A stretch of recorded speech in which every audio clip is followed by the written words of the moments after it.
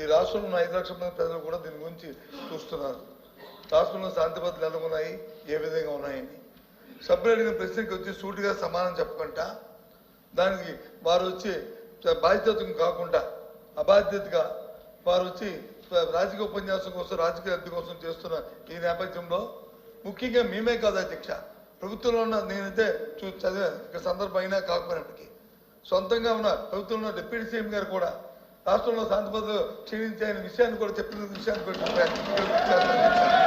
ఈ నేపథ్యంలో ఈ ప్రశ్నకు సరైన సమాధానాన్ని ప్రభుత్వం రాకుండా దాన్ని రాజకీయం చేయాలనే ఉద్దేశంతో అమ్మ కూర్చోమ్మ రాజకీయం చేయాలనే ఉద్దేశంతో వారు ఇచ్చిన సమాధానానికి నిరసనగా మేము వచ్చి ఈ ప్రశ్నకి వాకౌట్ చేస్తాం అధ్యక్ష సభలో వాస్తవాలు వినే ఓపిక లేక వాకౌట్ చేస్తున్నారు.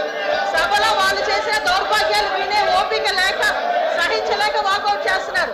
నిజంగా తమ్ముంటే నుంచోమనండి, ఆయన అడిగిన దానికి సమాధానం చెప్తా నేను. మేడం కూర్చోమనండి సార్, మేము సమాధానం చెప్తాము. వెళ్ళిపోతామని మాట్లాడమేంటి సార్, ఇప్పుడు అనాలి షేమ్ అని. మేడం మీరు 1 మినిట్ మీరు బాధ్యత గల మంత్రి అయి ఉండి దమ్ము ధైర్యం అనేది మాట్లాడటం కరెక్ట్ కాదు. దమ్ము ఏంటి ఇదేనా? Please Sriram sir. యనమల రామకృష్ణ గారు. అధ్యక్ష, ఎల్ఓపి గారు మాట్లాడుతూ deputy chief minister Pawan Kalyan garu ఈ రాష్ట్రంలో లా అండ్ ఆర్డర్ ఫెయిల్ అయిందని చెప్పారని చెప్పారు. ఇది వాస్తవం కాదు అధ్యక్ష. ఆయన చెప్పింది ఏంటంటే సోషల్ మీడియాలో ఎవరిష్టం వచ్చినట్టు వాళ్ళు పెడుతున్నారు, దీన్ని కంట్రోల్ చేయకపోతే అవసరమైతే స్పెషల్ యాక్ట్ అన్నా తీసుకురండి, కంట్రోల్ చేయలేకపోతే ఇది అరాచకం కింద తయారవుతుంది అనేటువంటి చెప్పిన దాన్ని ఎల్ఓపి గారు వక్రీకరించి ఆయన ఏదో లా అండ్ ఆర్డర్ ఫెయిల్ అయిందని.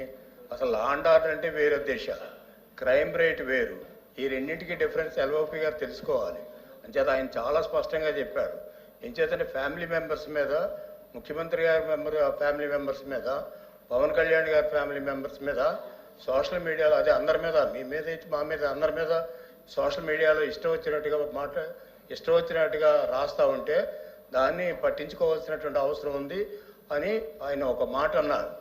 ఆ మాట అని దాన్ని గవర్నమెంట్ సీరియస్గా తీసుకుందని చెప్తే అదేదో వక్రీకరించి ఆయన లా అండ్ ఆర్డర్ ఫెయిల్ అయిందని ఆ ప్రభుత్వంలో ఉన్నటువంటి డిప్యూటీ చీఫ్ మినిస్టర్ చెప్పారని చెప్పడం అనేటువంటిది కరెక్ట్ కాదు అధ్యక్ష.